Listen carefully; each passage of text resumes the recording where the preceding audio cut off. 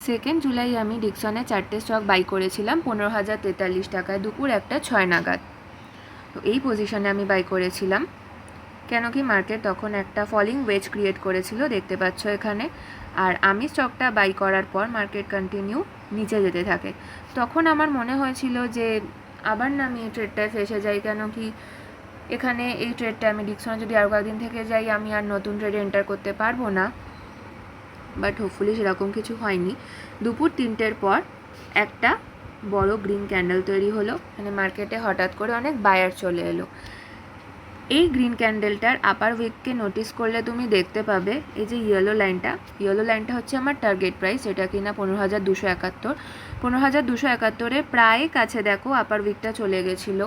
তো আমার তখন মনে হলো যে আরও একটু কিছুক্ষণ ওয়েট করে যাই, টাইম তো আছে এখনও, 3:30 মার্কেট ক্লোজ হবে, আরও হয়তো বায়ার নেক্সট আসতে পারে।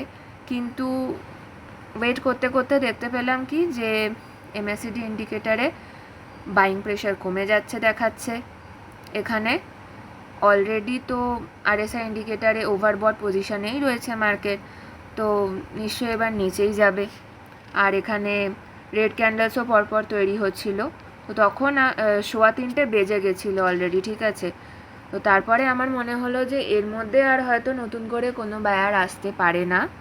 তো আমি তখন 3:17 নাগাদ স্টকগুলো সেল করে দিই 15,165 টাকায়, ঠিক এই জায়গাটায়, ঠিক আছে। তো আমার এই টোটাল ট্রেডটা ছিল 2 ঘন্টা 11 মিনিটে, আর আমার চার্জেস কেটেছিল 64 টাকা। এই ট্রেডটা আমার প্রফিটেবল ট্রেডই ছিল, বাট আমার প্রফিট হয়েছিল 421 টাকা। আমি সেল করে দেওয়ার পর আস্তে আস্তে বায়ার বাড়তে থাকে হালকা করে। এই যে এই দুটো গ্রিন ক্যান্ডেলকে দেখতে পাচ্ছ, মানে বায়ার আস্তে আস্তে মার্কেটে বাড়ছিল। কিন্তু তখন অলমোস্ট মার্কেট ক্লোজিংয়ের টাইম হয়ে যায়। নেক্সট ডে কী হলো দেখো, নেক্সট ডে একদম শুরুর দিকেই 3 তারিখে 9:17-র মধ্যে, কেন বলছি 9:17, কেন কি এটা 3 মিনিটের চার্ট প্যাটার্ন। 9:17-র মধ্যে যে গ্রিন ক্যান্ডেলটা তৈরি হয়েছিল না, এই গ্রিন ক্যান্ডেলটা, সেটা আমার টার্গেট প্রাইসকে সেদিন একদম ওপেনিং টাইমের মধ্যেই ক্রস করে দিল, ঠিক আছে। এই যে ইয়েলো লাইনটা দেখো 15,271, 271কে আপার উইকটা নোটিস করলে দেখতে হবে ক্রস করে দিয়েছিল।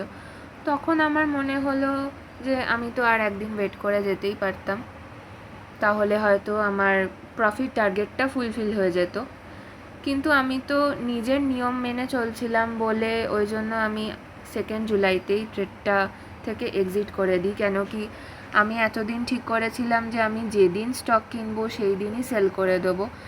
কেন কি আমি যদি 2 তারিখ যে ডিকসনের স্টকগুলো কিনেছিলাম সেটা যদি আমি 3 তারিখে এইরকম 9:17-এ সেল করতাম, ঠিক আছে, প্রফিট টার্গেট অ্যাচিভ করার জন্য ওয়েট করে যেতাম 3 তারিখ অবধি, তাহলে আমার কী হতো, 3 তারিখে আমি টাকাটা আর পেতাম না, আমি পেতাম গিয়ে 4 তারিখে। তার মানে 3 তারিখে আমি আর নতুন করে কোনো ট্রেডে এন্টার করতে পারতাম না। একদিন মানে আমাকে কোনো ট্রেডই আমি আর নিতে পারতাম না, আমার কোনো আর প্রফিট হতো না নতুন করে, ঠিক আছে। তো আমি ওই জন্যই এতদিন এটাই ঠিক করে রেখেছিলাম যে যেদিন বাই করব সেদিনই সেল করে দেবো, তাতে আমার যেটুকু প্রফিট হবে হবে।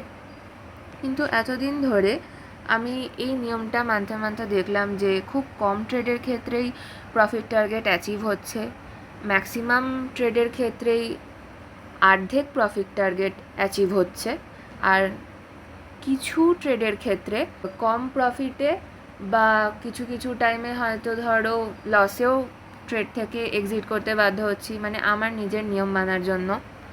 তো যাই হোক, এরপর থেকে আমি ডিসিশন নিই যে না, যদি আমার মার্কেট দেখে মনে হয় যে নেক্সট দিনের জন্য ওয়েট করা যায়, নেক্সট দিন বায়ার হয়তো বাড়তে পারে, তো তখন আমি ওয়েট করে যাব, মানে একদিনের বেশি হোল্ড করব ট্রেডটাকে, দেখা যাবে কি হবে।